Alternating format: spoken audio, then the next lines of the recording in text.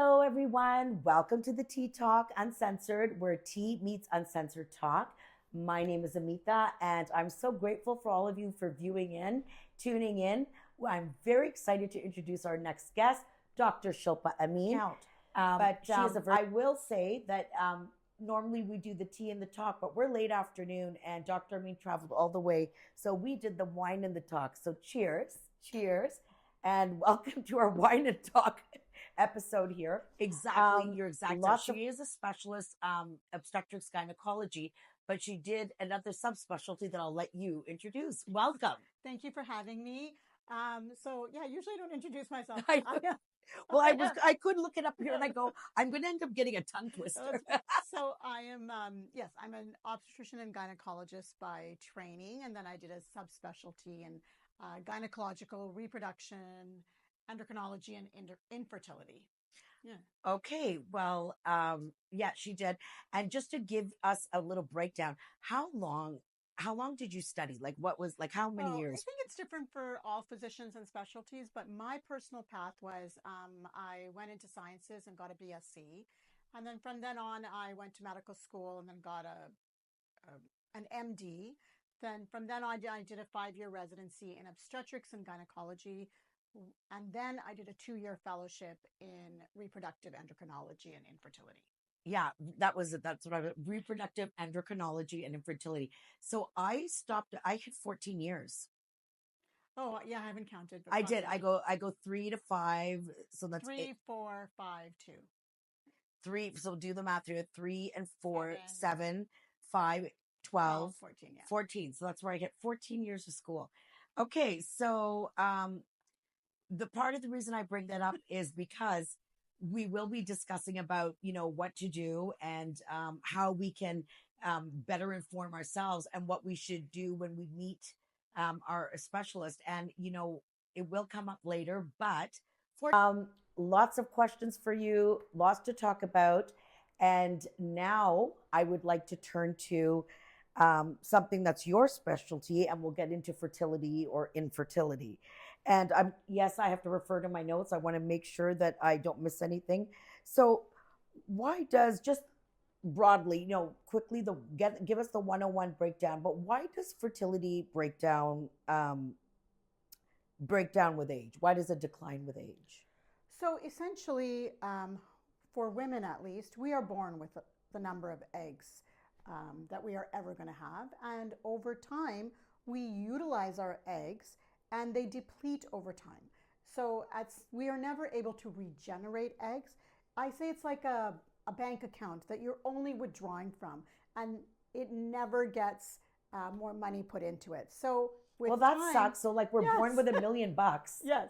And you can just we just keep getting less and less. The money goes down. Like we can never get it back up. Exactly. So over time, you're going to deplete. So if you look at it that way, your fertility, it does exactly the same thing.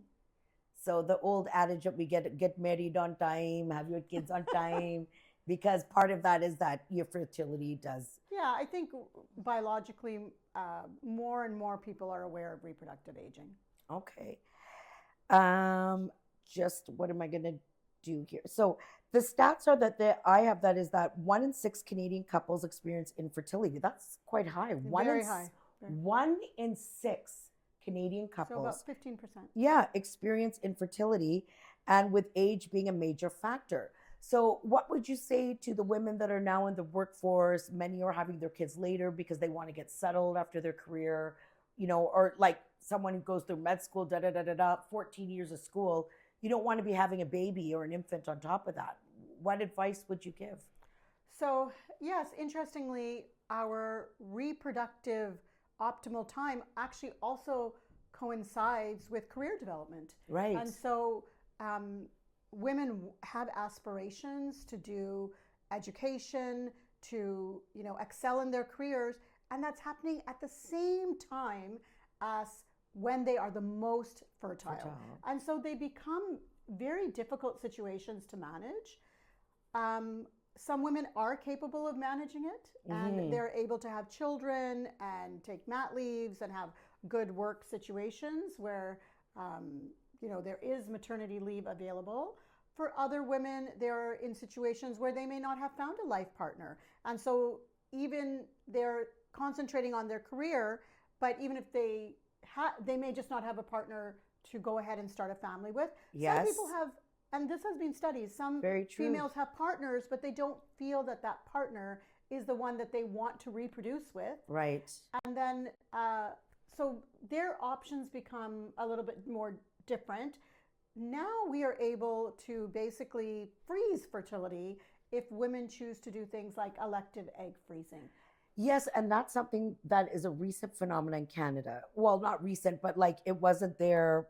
I mean, prior, like it's fairly recent in the history. Yeah, I mean, it's like it wasn't available in Canada, correct? No. So elective egg freezing has been done for, I would say, probably 2 decades in Canada now. Really? Because at Or one point, 15 years. yeah, maybe, I was told that they had to go to the States. I forget where I was reading this. Like if they wanted to do or embark on something, it was something like very foreign. So it's 15 years now in Canada. Yeah, it's been definitely taking over a place. Makes decade. sense. Most fertility clinics have been doing it. Okay. And it's the same technology that occurs with egg freezing for cancer purposes. You're just choosing to freeze for elective purposes. And briefly, like I know this could be very case by case, but what are the risks? Are there risks? Is it when you freeze your eggs, like what is involved? Yeah, so it's essentially like an in vitro fertilization cycle. So people might be more familiar with that terminism. So women still need to be stimulated, and then eggs are extracted from their body, and then it ends there. Then the eggs are frozen. So in a future date, they may choose to thaw the eggs, fertilize with a partner if they have one at the time. And if they don't, many women will fertilize with donor sperm to create an embryo and then choose to get pregnant. So it's basically a technique to delay fertility if you don't have a partner. And certainly people do it also for cancer purposes. So that's very interesting. That leaves some options, especially, in this day and age. I mean, there could be other ethical and stuff consideration, but if 1 in 6 couples have trouble conceiving, that's still fairly prevalent. I didn't realize, like, I was pretty surprised. I thought it was going to be 1 in 10. Like 1 in 6 is pretty, yes, it's up there, So you can see why fertility clinics such as your own, One Fertility, started to come about, but it's not covered by OHIP, correct? Yes. So how does that work? So essentially, so we'll break it down a little bit. Sure. So if Please you do. are doing fertility preservation for oncological purposes, so you're going to start chemotherapy or have any kind of reproductive surgery that might be hazardous to your fertility, then it is covered by Right, OHIP. yes. So women get to have we call it a fertility preservation cycle. If you're doing it for, the name has changed over the years, social egg freezing, planned egg freezing, Right. elective egg freezing. It's a personal choice. Yes, Right. and it's not done because you imminently have infertility, then it essentially becomes something that you pay for privately. Okay. However, each woman under the age of 43 is entitled to 1 cycle of IVF. So when you They are? Yes, in Ontario. So when you How long has that been there? I didn't know that. since 2005. So there has been advances. Like in No, that sorry, sense. I'm sorry, 2015. So 2015. that is fairly recent. We're only in 2020. So Yeah. last 10 So years. we've had funding in Ontario for 10 years. Because for- before IVF used to be completely private. So that's interesting to know out there, viewers. So Shilpa, repeat that again, because that's There's really 1 cycle for every woman under the age of 43. So going back to elective egg freezing, they do have to pay for the egg freezing. However, in the future, when they want to thaw the eggs, create embryos, which is the fertilized egg, and get pregnant, OHIP they can use that 1 funded cycle for that part, because the government is encouraging using IVF for fertility at the time. So Okay. they do want to help you get pregnant. So when you are ready to actually use the embryos, you can use your funded IVF cycle. Okay, so just to recap that. So initially, if they go in on a personal choice to freeze their eggs, they have to pay for that Yes, process yes. then. But the dividend comes afterwards, that when you're thawing, and do they get a free IVF cycle out of it, or just that process of thawing? And No. So that now they have the eggs already, so they can create the embryos and do the transfer, and that will be covered by. so they don't their have to OHIP. do that cycle. And we have to clarify a little bit. Yeah. They've already done the stimulation part and frozen. Okay, the so in eggs. the other half. Exactly. Okay. And just to be clear, it's not actually covered by OHIP. That's kind of a misnomer. It's covered by it's an Ontario Fertility Program, which is OFP. It's separate Okay. but it is still funding for IVF. So it's not through OHIP or through the government. It's a separate. It is through the government. Okay, it's processed through the government, but yes. it's actually funded by. It's a separate name. The program has a Okay. separate name. Okay, fair enough.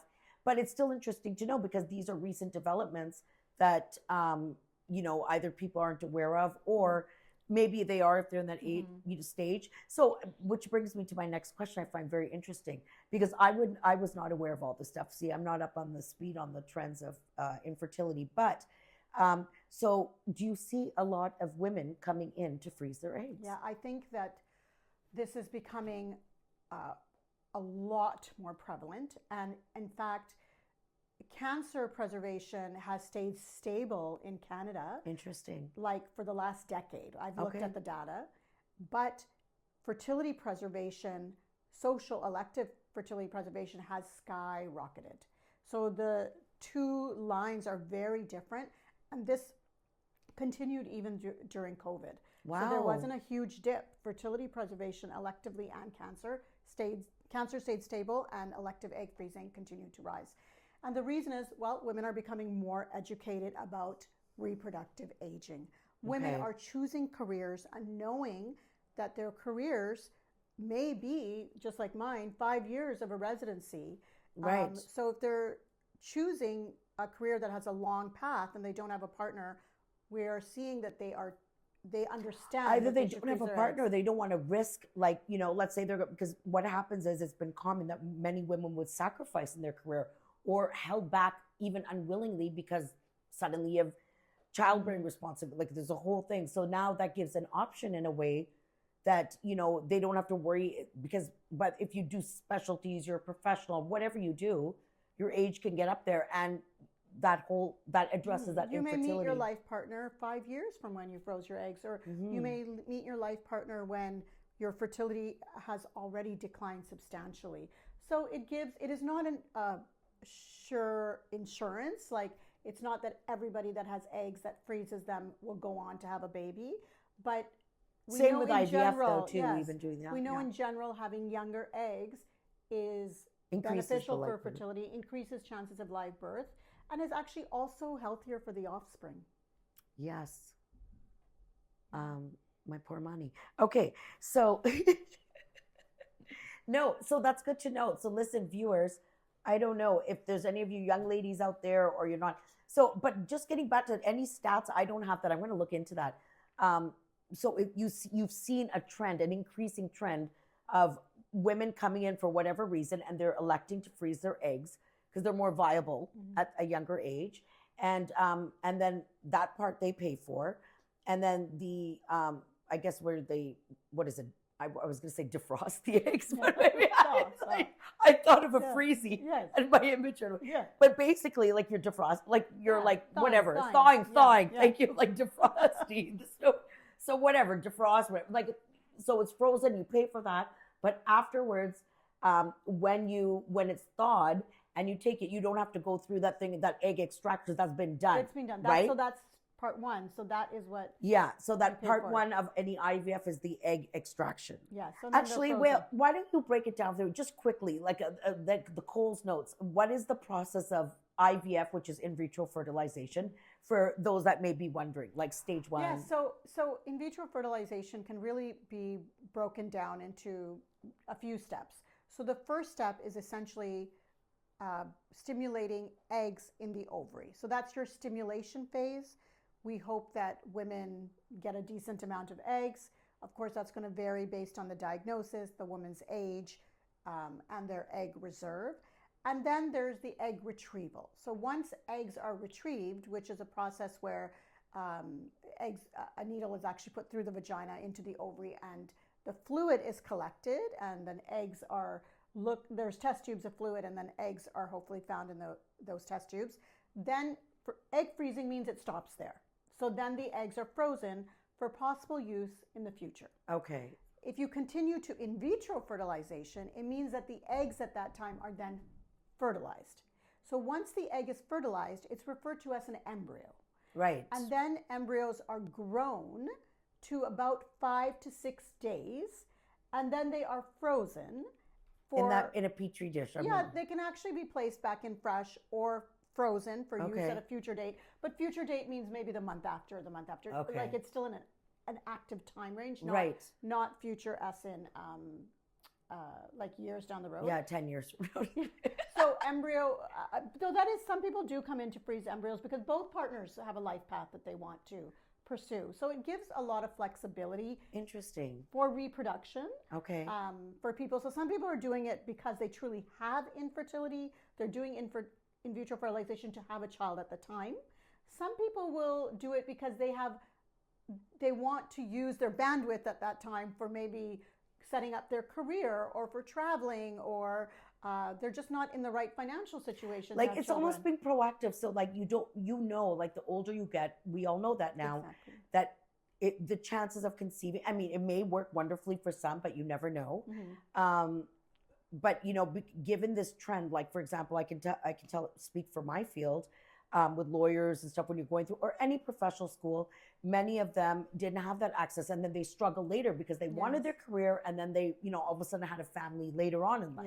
Yes. And so like either you're blessed with it or you're not. So basically this is being proactive because you're able to assess, like that probability does decrease. So I have the like, I guess, so there's enough infrastructure, there's to do it. It's just being proactive and maybe protective of there your was rumors, desires. mythbuster. So there was rumor that, it's incredibly painful and this, and people were dying. Like, how risky is this? I know the viewers would want to know. So in vitro fertilization, just like any medical procedure, does come with some risks. Right. But over time, the protocols have really been refined. And so, one of the major risks was something called ovarian hyperstimulation syndrome in the past. And that's just when you have a very aggressive stimulation and can get sick from it.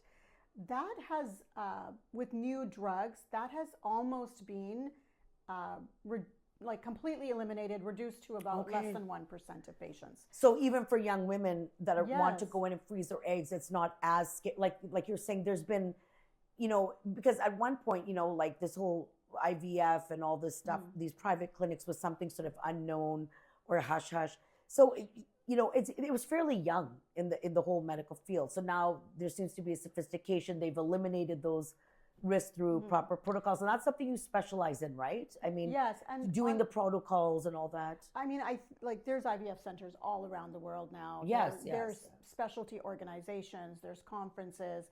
I feel like it's become quite mainstream in most places. Yeah. But yes, it is a much safer process than it was probably 2 decades ago. So like if someone has a daughter in that age, or, when you have these talks, Definitely. many of you out there, or younger sister, sibling, whatever, would you say, if they're like, I really want to study, I really want to pursue my career, I want to get somewhere, I don't even want to think of kids now till 30, but I don't want to ruin my chances of having a child, like you said, either when you meet the right partner later on, or even for you, so that you don't really, certain professions, if you kind of stop, you really fall back. And to avoid that, how, like you're saying, the trend has been upward. A lot of women are coming, but I guess what people want to know is like protocols of that. Is it fairly safe? Is it just sort of like doing a cycle? Yes. Given in any procedure, please, folks, nothing is foolproof. Okay. Whether you do cancer treatment, this treatment. So I want to put a disclaimer out there before I ask that question, that how safe, is it fairly safe? Like, to the point, what's the increase like? Is it like routine now? No, I mean, if you want the actual data, there's probably about like a 1 in 1,000 chance of serious blood vessel or organ injury that may require hospitalization. Probably like 1 in 1% chance of bleeding that does not require hospitalization. Most clinics offer some form of sedation for the procedure. But overall, as a medical procedure, it is quite mainstream, quite safe. I mean, there's women. So 1% means 99% is successful, right? Well, without a major complication. Without a major major complications is complication. 1 in 1,000. Okay, right, 1 in 1,000. Okay, so, but that's something, I just want to put the information out there. That's something you have to, of course, meet with a professional, you know what I mean? And I know it's like for any of us in our field, you can make general comments, but you cannot fully assess until you have all the data in front of you, right? But yes, Yeah. I think that it's definitely an option for young women who are focused on career or who haven't found their life partner, who may just not Maybe have they the haven't. Maybe desire. they're married. Maybe they just don't want to have kids That's right what I away. mean. They may not have the desire to have children. Right. And so maybe if they have a partner, embryo freezing is an Oh my God, option for there's them. embryo freezing? Well, this is what I'm saying about couples who want Oh. to delay having a child versus a woman who wants to just freeze her eggs in because she's not ready at that time. So wait, can you freeze an embryo? Yes. Yeah. So just like you freeze. I've clearly not been up to speed. Where was this when I was No, so when going to school? I would have done everything, huh? When you take the eggs, right, you have to fertilize with sperm. Right. So you have to have a partner. Right. Right. So if you have a partner, then you can freeze the embryo, or you can use Like a donor little sperm. zygote? Yeah, it's a yes.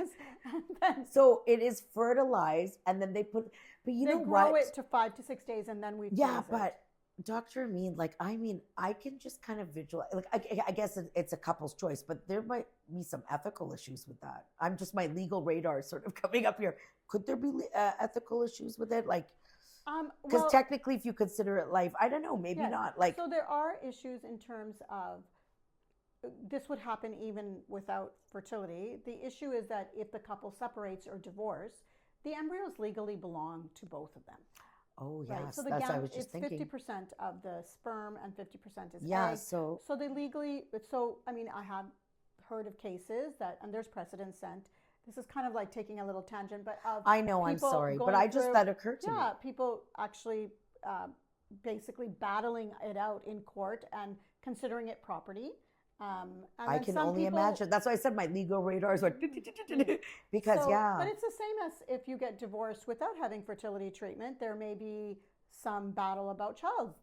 Or even if you get divorced with children, like there's always That's what I'm custody saying, battles. custody Yeah. battles. So So, but it's good to know. It's, I mean, that's the, I come from a different, I Yeah. have a legal lens on all the time. Like, oh my God. So if you freeze embryos with But it's someone- legal, obviously. Oh no, It's legal to do it because you wouldn't well be able no. to Even do it. people going through a fertility cycle at the time, they will be freezing their because it's not Yes. necessarily that you have one embryo. You could have 6 embryos, right? Oh, So you freeze, and then essentially you could have a child either through a fresh or frozen transfer. Come back a few years later and have a second child. okay. Well, listen, So freezing Viewers, is very common. freezing is very common. Yes, there are risks, but the risks are minimal. It's just like we debunked the HRT myth. Like, you know what I mean? Whether it's you're earlier on in the spectrum that you want to, there's options. What I'm saying is, I think had this been available to me when I was younger, I would have just knowing there are options. It's They not like are. because not to have kids or not to have kids. It can be. It's like it felt like a do or die, and I'm sure there's many other even immigrants or other South Asian out there who grew up in two cultures that. It was like, oh my God, I better rush and get married because the family pressure's on. Because why? Because they want to have kids. I'm just saying it allows you, it may not be for you, but it may be. And I'm interested that, there's been an upward trend. And I guess another concern that people have is of course, please go to a responsible accredited institution. Nobody can be responsible for this information if you decide to go to a back quack. But what is the process? If you can briefly explain, you are one of the co-founders of One Fertility in Ancaster. So she's part of the fertility clinic. So what is the process? Do you have a vetting process for this? Or it's like, if they meet the criteria and they're okay and they want to do it? The majority of patients that are coming to an infertility clinic are actually afflicted with infertility Okay. and desiring fertility treatment because they want to have a child. Right. Now, the treatment we're talking about is really delaying fertility. Yeah, I'm talking about the medical tourism aspect of it. So people find out about reproductive aging. They usually get a referral to a clinic, and then the doctors still have to do some reserve testing, make sure ovaries are accessible and that you're a good candidate for this. And most people, if they are young, they will be candidates for it. Okay. So what is something that may, just generally speaking again, that may not make someone, I'm sure there's curiosity out there, what makes a good candidate versus an ineligible candidate? So obviously you want to get women who are ideally under the age of 37 and even more ideally between the ages of 30 and 35. when there is still lots of functional eggs left in the ovary to kind of really optimize success from the treatment. Because the treatment is not covered, you want to get as many eggs as possible, and the younger the female, the more likelihood of that occurring. So as women age, it's not to say that we wouldn't get eggs from the woman, but what if we get 2? That's not really an ideal number of eggs to have to assure a live birth in the future. So what, as a physician who's dealing in, what to you would be comfortable that you'd be happy? Okay, she gave a number. So that actually has been studied quite extensively. So most patients, I tell them that between the ages of 30 and 35, it would be nice to get somewhere between 10 and 15 eggs for a live birth. However, as you age, when women women may have biologically low reserve just personally, and so even a 35-year-old with low reserve may not be able to get 10 eggs. Right. A 38-year-old may get 2 eggs. A 40-year-old may get 2 eggs. So it varies. It's not so much that unless there's a medical condition declining, your ovaries are not actually accessible for retrieval. Something prevents the actual retrieval to occur. Okay. It's more so that you want to optimize the number of eggs, so you want to be younger. Yes. And you want to have, because if you're younger, you can have more viable eggs. I mean, the younger you are, and if you're not married at that time for whatever reason, whether it's your choice or whatever, we've gone into all that. But I think it's wonderful. To be honest, I think it's wonderful to have those options. I wish I had those options. Yeah. Because I would have had 5 more kids by now, and I wouldn't have bothered with myself. In fact, when I wanted to have a girl, I started going, who wants to be my surrogate? Because I'm not going through that again. But so good to know. Listen, we're hearing it right from the expert. And, can I ask a controversial, so how much roughly would it cost someone? Roughly. So essentially, just to let them know, I'm sure. For most people, so there's components in egg freezing. So one thing is that the actual cost of the stimulation, the egg retrieval, the monitoring, the doctor's visits, there's ultrasound and blood work involved. So in total, most clinics, I'm going to give an average number. Yes, of course, you can't be, kind of somewhere between the average 12,000 range. Some clinics lower, some places, clinics higher. Number 2 is, in order to do the stimulation, people have to take injectable medications. Some women are covered for injectable medication through their work benefits or have a drug plan, and some women do not. Okay. And so if they don't, then they are sometimes personally paying out of pocket $7,000 to $10,000+ for the stimulation. So that could be almost $18,000 to $20,000. Yes. So that's if they have no coverage. Yeah. So let's assume though. Let's just go with that we've got coverage. Whatever most will do if they have a larger workplace. Not everyone. So still $12,000. That's not easy for a younger person to pay, right? Isn't that a bit of an oxymoron? Because that's maybe as you get more settled in life, it's not a big deal, but that could be. So then and yet there's an upward trend. I find that interesting. Yeah. So I definitely think it is financially prohibitive for some females for sure. But people find ways that if they want something, they do it. We certainly have young females who either have asked their parents for money, have taken a credit line. There are financing companies that help with fertility. Like we take a student loan. I mean, you got to do it and then deal with it later. You got to take a loan to get your eggs frozen. And for some people, it's not an option. It's not an option because it's not financially an option. So, what I think is really unfortunate is that, fortunate and because, and we discussed this earlier, how there was a bit of a lag, right? After a certain initiative. I mean, I'm wondering, and I admit fully I'm clearly ignorant, but I've done my research. I mean, shouldn't, we're talking about supporting women's health issues and all this. Of course, it's a personal choice, but wouldn't it be nice? And I wonder if there's other countries that offer some sort of subsidization even for women to opt for that elective, given that majority households are now 2-income households. And is that something you're aware of? No, like I said, there are financing companies that are available for the drugs. Because one is that women who are freezing their eggs don't have imminent infertility. So they don't have a medical diagnosis at the time. They're trying to do something. But let's say countries that are trying to recruit women, or you have aging population. I usually look at Sweden. Sweden's are normally my ideal country, even in employment law. Okay, what is Sweden doing? Yes. So I was just curious because, you know, if we, it's like you said, what's the point of that option if it's a little bit prohibitive? And if, when we're moving into a society where women are working, it would be nice to have some sort of, I'm sure it'd be easier in terms of like the access is now there. Before there was very few fertility clinics, or not even for, we just associated with baby, but sort of, yes, I get it. I get it. That's a whole debate. But I'm just curious that no, so currently, if we had some sort of resources to support women in doing that. Not egg freezing per se, definitely creating embryos we do. Okay. Because in vitro fertilization has got one cycle funded for under the age of 43.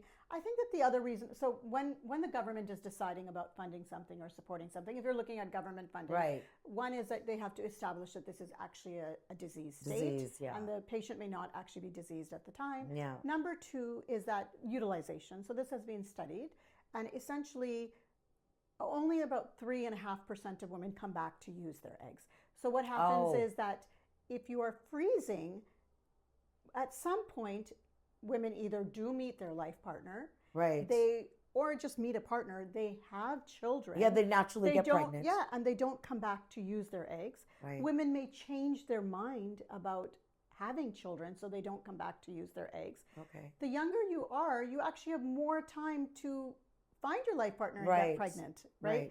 So the utilization rate of the actual eggs. Got it. So there is some ethics about this, like should you be exposing them to a minor surgical procedure and the hormones of stimulation when utilization is so poor?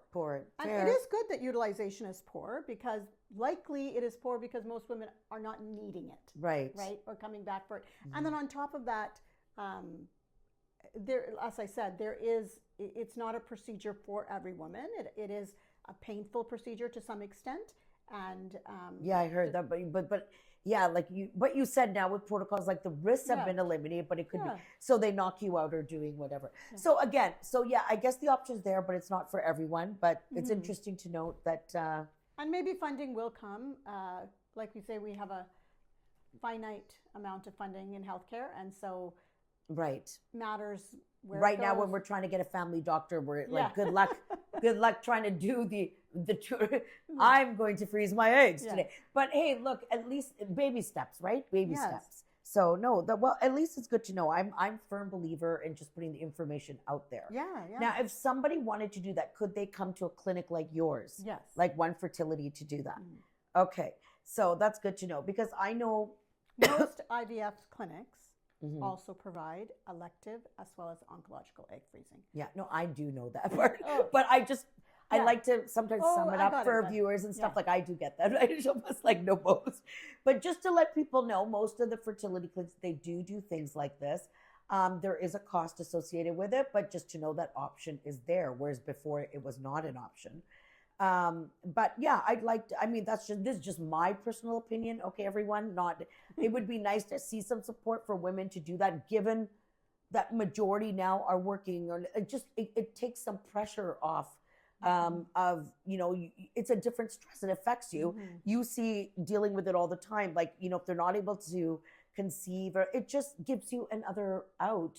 But yes, there are risks, and this, like in terms of medical risk, you're saying has been reduced 1 in 1,000, but it can still be painful and all that. So I'm getting the EBG. I know you're very comfortable talking about it, Dr. Amin, but I think it's really great. And I know one thing I can attest for is that when we do this, it's already an emotional draining, whether you want to go for infertility, whether you want to go even discussing it. So having a good doctor who has the patience and makes you feel supported and secure. I know other people, friends who have gone to Shilpa's clinic, and so I just want to give you that plug. Like One Fertility, you do get a lot of support in the process. Of course, I'm nowhere near there now, so I'm not concerned. But good to know. I just want, because we have a dynamic age range. But thank you. I'm just trying to think what else I had for you, Shilpa. So much on fertility. So I guess when I asked you about when should someone seek fertility help, I don't even know if we covered that. I think we kind of did. Let's talk about it. Right. So, okay, guys, so we broke that down. I took her off, Dr. Amin, on a tangent of egg freezing. So when should we seek fertility help? Great question. So I think that really the general consensus is that if you have been trying for 1 year Okay. under the age of 35 without other known medical issues, and you're having regular cycles, and you're trying for a year and you're not pregnant, you should see a fertility specialist. Okay. If you are over the age of 35, then you should only try for 6 months. And then if you're over the age Oh, of really? 40, Okay. probably you should just get referred. Just get straight up. Yeah. Okay, 'Cause well, the listen, the fertility importance window of is knowledge. closing. Yeah, no, that's really good to know, because I can certainly say that, again, when these things aren't openly discussed, things that you might find out from your girlfriends or talk, or if you're in a community, like, these things are very hush hush. We're putting it out there for you, because at the Tea Talk, we're about breaking down those barriers, real talk, and empowering you. So even knowledge is Power. information. It's knowledge is power. Yeah. I mean, you have a daughter. So at least, what I'm hoping to accomplish with you, Dr. Me, is to put that information out Totally. there, right? Like, now, whether it's for you or for not, for whatever reason, of course, you have to do your own due diligence, seek a proper doctor who can do the right evaluation, but at least that knowledge that information is there and those options are there. Maybe, if you're young, you still have your parents who could go, what do you want for Christmas? I want 12 grand, 20 grand, freeze my eggs. Yes. Okay. Well, I mean, I find that, like, I have a number of other questions coming that I don't think are probably appropriate for the forum, so I won't go there. We have had parents pay for their children's egg freezing. Really? Yes. Like, the question I wanted to ask that I wasn't doing, viewers, to be a little bit more professional, was like, do you see a lot of desis that have come? Like, do they pay for my daughter to please take her egg? Like, is that something that is a thing? I don't think it's a cultural norm. Yeah. But You know, it's not just in general. I have seen mothers come in with their daughters and offer to pay for the treatment. Really? Yeah, because I think they want grandchildren. Yeah, they want grandchildren. Listen, we're just putting the information out there with a little bit of laughter too. But yeah, like, I was like, is there anything? So, okay. So yeah, okay. It's happened. Like, it's not unheard of. Oh, like, you mean in our community? Yeah. Yes. Oh, there's definitely many South Asians that have frozen their eggs. Really? Yes. And they're not married. They've just come to freeze their eggs. Well, that's usually the reason that they are freezing their eggs, is because they haven't gotten a life partner yet. Okay. So it's like protective for the So future. the parents are like, Meri daughter, she's not gotten married. Chalo, right now that's going to take time. Let's cover it off and forget her eggs frozen. Listen, I'm not judging. Like, I'm laughing at this because, none of this was an option to us, but I'm just saying, we navigate two cultures, reality, like, it's just another option. And maybe mommy and papa, maybe you want to go and support your daughter. I shouldn't be laughing. Talk to me about it, not the child. The parents have come and talked to me about it and said, do you think that this is a good idea for her? Do you think this is something I should discuss with her? Should she see you? Yes. I'm saying, well, it would be of her own initiative. Yeah. But if she feels that... Like, forget about the pressure not to get married. I was like, beta, go and freeze your bloody eggs. Okay. Stop it. Stop. Amita, stop. No, okay, but it's happening. It's not unknown of, okay, we're going to talk about the stuff we don't talk about. She has a steady South Asian client where they will cover it, or they're concerned and they want to keep options open. I certainly know, I don't have a daughter, but if I did, I would be looking into what options if she was not married at a certain age and all that. And so that's another one to add on to the Christmas list if you have to. So anyways, good to know, but let me try and be a bit more serious now. Listen, guys, it's evening. We're talking, we get it. And we turned from tea talk to wine talk. So, we need a couple laughs. Okay, so I think, what age? So you gave us that. Now, can we turn to some common conditions? Sure. Yeah, if you don't mind, since I've got the expertise here. Viewers, don't say that I don't think about you. We aren't going to just, I've covered from hormone therapy to infertility. Now, PCOS. There are stats that this is particularly something that's prevalent. There's trends in the South Asian community. So first, can you tell us what is PCOS and what it involves? Like, because it's something that is just like we have heart conditions with men, with South Asian women, it's PCOS. Is that polycystic? No. Yeah. Okay. So it's a quite a bad acronym, actually, because Yeah. it says polycystic ovarian syndrome, and patients get very scared that they have cysts on their ovaries. But really, that's not what this condition is about. Debunk myth number Yeah. 3 or 4, whatever it is. Debunk it. And I think everyone in the reproductive community would like to get rid of that terminism, but we can't. It is Okay. a staple of the condition. Yeah, now. because that's So- what they polycystic ovarian syndrome, Yeah. like hyperstimulated cysts all over your so thing. they're actually not cysts. It's just many follicles in the ovary. But really, it's a condition of insulin resistance primarily, and it is a condition of having high androgens, insulin resistance, and then some other metabolic effects that can come from Okay, that. backtrack. We need to break that down. Yeah. Break it So, down for us. So follicles, meaning what are the follicles? The eggs. Okay, so the eggs. So basically, what happens in PCOS is that there's 3 defining characteristics. One is that women start to have irregular menstrual cycles Okay. or no menstrual cycles. Okay. Number 2 Listen up, girls. is that they can have signs of what we call hyperandrogenism. So back to hormones, hyper meaning increased, androgen meaning male hormones. Yeah. So they can have signs of acne, hair, Severe acne or something? yeah, severe or even like just consistent acne, hair growth, primarily we call midline hair growth, so upper lip, chin, between the breasts, middle abdomen, and then inner thigh and sometimes back.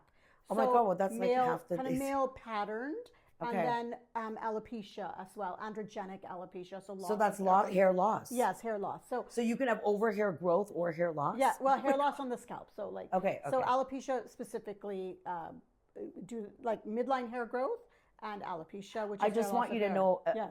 a footnote. Cindy women have bodily alopecia that occurs.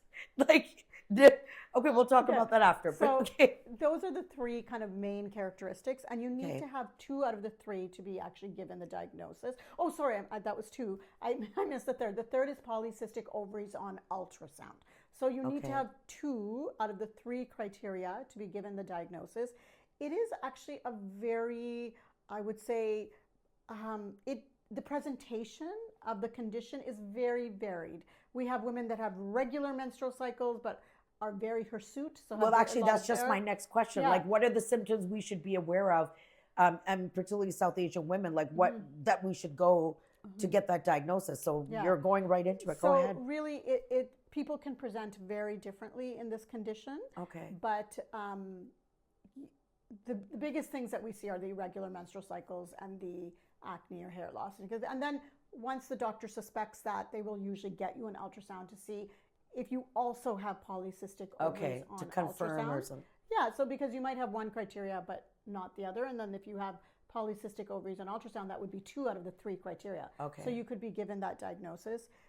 In terms of the South Asian community, there is debate about whether its actual prevalence is higher, or is it that the severity or the onset is detected earlier. Okay. So- Break that down. So South Asian women seem to have more severe PCOS, and it can lead to other kind of secondary conditions like hyperlipidemia, so increase in like cholesterol, lead to type 2 diabetes. Okay. So PCOS in South Asian women can lead to more other comorbid So like, medical so conditions. it's like the severity of their symptoms. And Yeah. it's so funny because the cholesterol, I started thinking, well, look at the diet. Yes. Our Indian food diet is not exactly cholesterol friendly. No. So, and look at, like, if you, Yeah. when you're saying that, and the insulin. So so when someone has PCOS, what exactly does that mean? So let's say if we got through what are the symptoms, which you explained.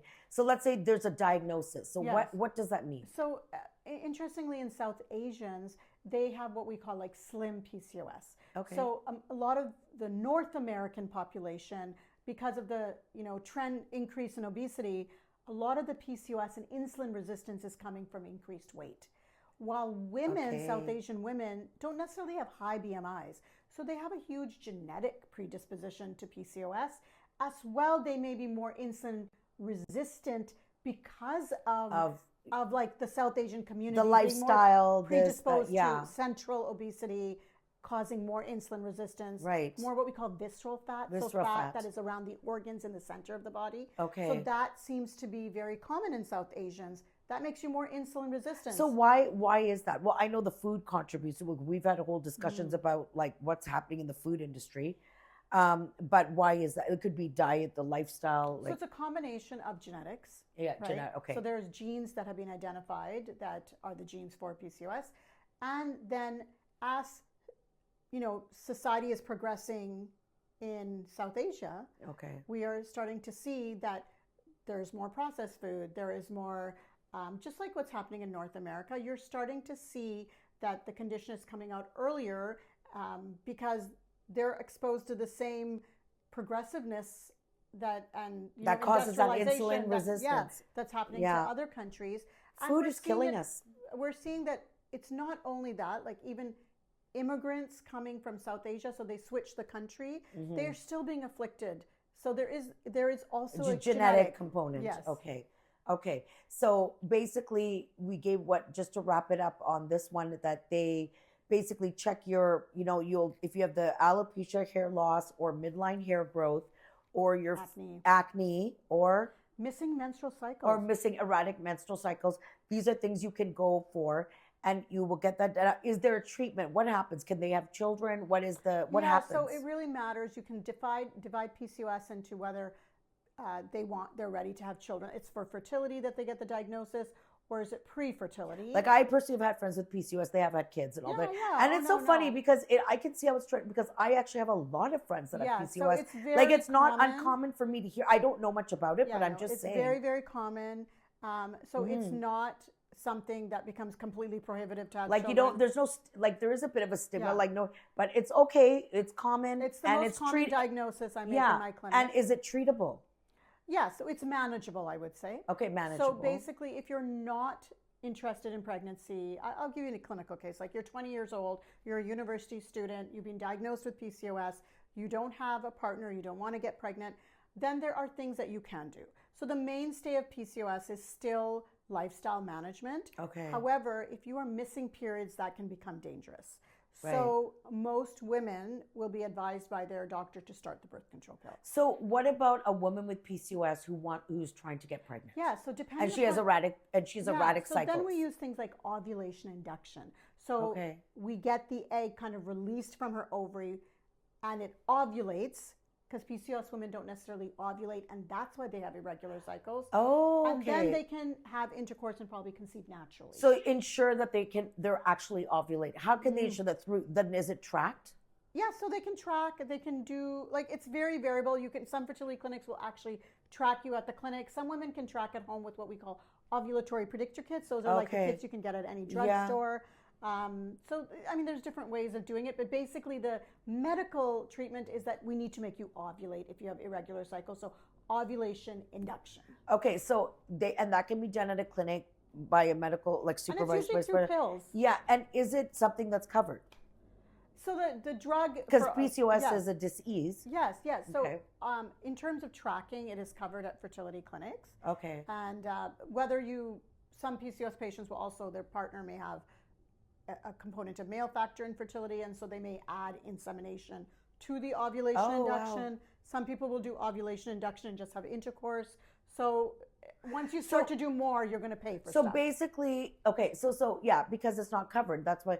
But again, we're talking about what options are out there, and financial is a component. But so if someone has PCOS, since it is for whatever reasons, the etymology may be separate, but we're talking about, it is kind of something that is prevalent for various reasons. We talked about how to get diagnosed, and now if you're trying to conceive, you can go to the doctor. And you said there could be other things if the male, but let's just take a case where a South Asian woman, she has PCOS, could be your sister, your friend, your daughter, whatever. So spread the word that they can, through lifestyle, it can be managed, right? Yeah. Or you give that thing to help them ovulate, confirm they ovulate. Yes. It's a pill. Yeah, so you can use fertility pills. If that doesn't work, sometimes people need to go to fertility injections. Okay. But when I say managed, I mean you're not necessarily going to get rid of your genetic predisposition, but if you do have central obesity, then you can work on weight loss, exercise, weight loss, exactly. Changing your diet. So there are ways to manage it, and maybe you can start ovulating on your own with some weight loss. And then there are actually insulin sensitizing agents they're not meant to be fertility agents, but they can help with the insulin part of it. And some people will conceive just being on an insulin sensitizer.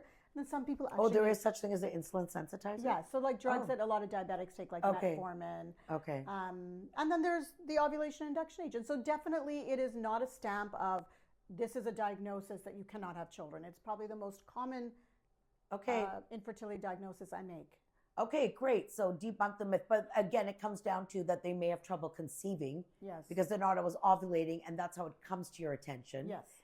So you're able to manage it. It's not, Yeah. but it's not like, just to put it out there, they have to feel ashamed. It's a very common thing. It can be done, and very, like, many people go on to have children, but it's just, Definitely. extra things. Some people may have diabetes and they're unable. It's just something again, women's health is not talked about. We'll hear about diabetes or this and this, but now, my goal here with you is to really bring that information out to everyone. Some things even I've learned, some things I knew, but just wanted to make sure that the, viewers know. So just another thing to consider. And, for those of us not, if we have a friend, at least we can also learn how to better support them, for whatever. I mean, if because there's always a mental health component to go through these. Yes. Life can be stressful. Sometimes stress alone, what is the impact of stress on infertility? Have you ever had to deal with it? Or usually you find by the time they come to you, there's actually another medical component? So that's really I know that's a long one. yeah, that's like so different people. Like that's speculation to the max. So stress itself hasn't been defined as a true cause for infertility, but when the stress becomes enough that you're actually missing menstrual periods, and that can happen, then of course it's going to impact fertility.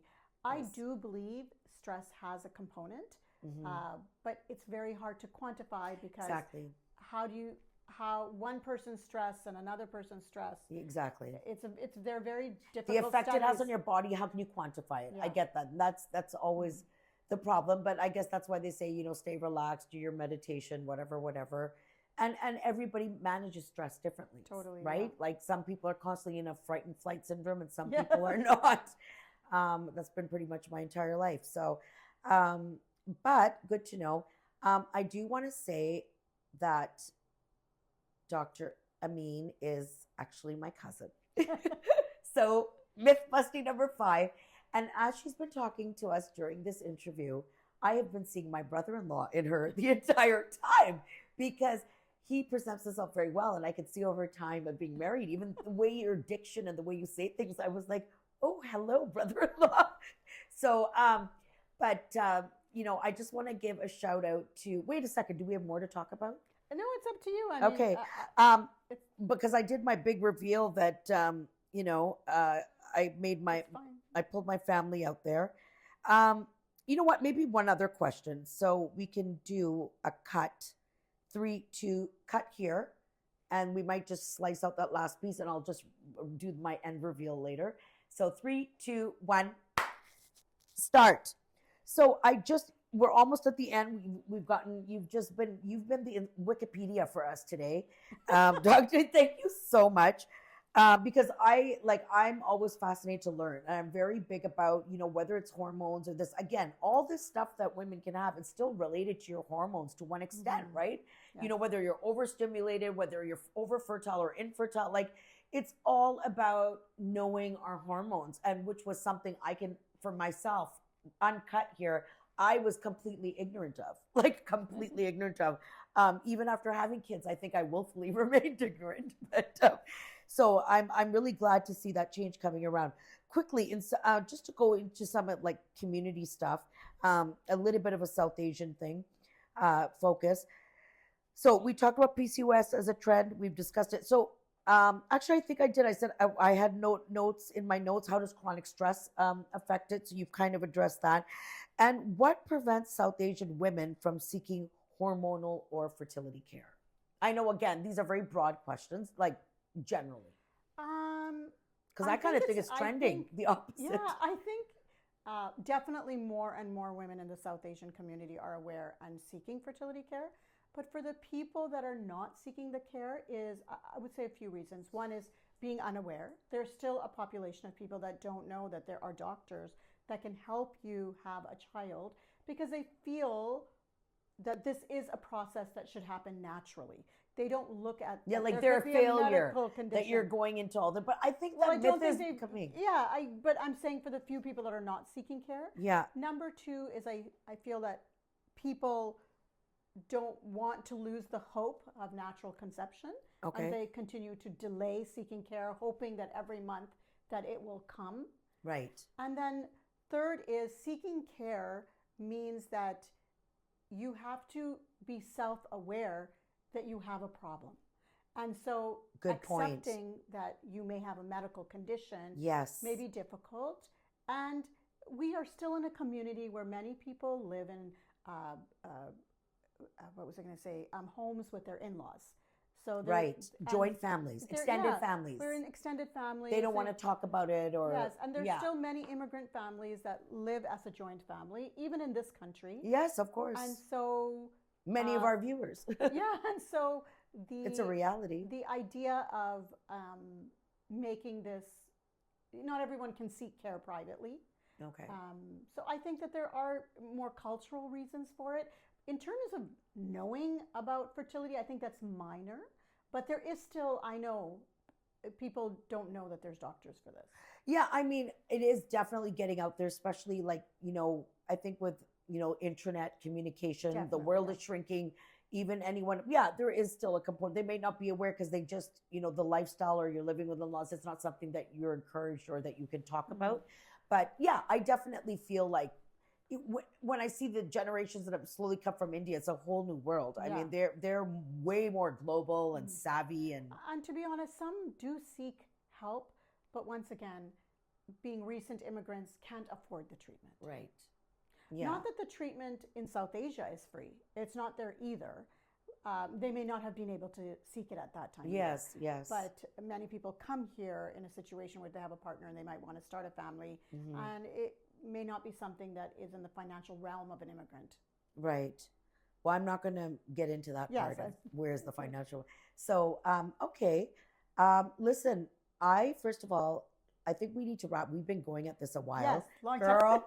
time. So, clearly there's just like, I have a million questions more. I think I'm going to have to get you back at some point, but thank you so much. My pleasure. I got to raise a hand.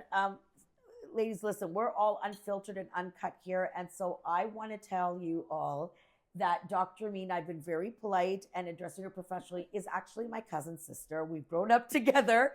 And she's come here out of love and support because we were just talking and I said, look, I'm starting this. I don't know what I'm doing. My family knows I'm crazy. And I go, all my family, I'm like, you need to come up here. I have questions. And she came up here just for me and to support the podcast. And I knew she's the best person to do this because brilliant. Went to school way too long, as you know. So thank you, Shilpa. Cheers. Now I'm not going to call you Dr. Amin, Shilpa. Our moms are sisters and Shilpa and I have grown up together. And so I knew that the questions and the unfiltered stuff that I wanted to ask, I could really take that risk and get it from you. But I found it really informative, Shilpa. Great. Even as a doctor, like really, like even forget about any family relation. Like I honestly, genuinely have met you for the first time today after years. Because we always, as sisters will tease and we do our own thing, but we don't credit ourselves for the intelligence that we have. So, lots of love and thank you, everyone. I really hope you enjoyed it. It meant a lot for me, for Shilpa to come here or Dr. Amin, and I'm sure she'll continue to support us. You have any questions, drop us a comment. I'm going to drop her information down in the links as well, links to the clinic or whatever in case you have questions. We're here for you. We got you. So any parting words, Shilpa? No, it was very enjoyable. Thank you. Yes. And I wish the best for Tea Talk. Yes, thank you. Thank you. Okay, everyone. Thank you so much for tuning in and we'll talk Bye. soon.